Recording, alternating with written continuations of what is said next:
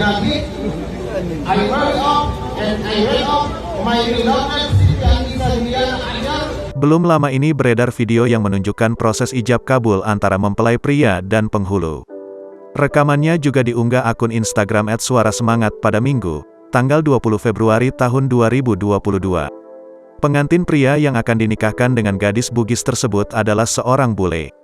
Hal ini membuat sang penghulu rela menggunakan bahasa Inggris. Terlihat dalam video pengantin pria yang merupakan warga negara asing menikah dengan gadis asal Sulawesi.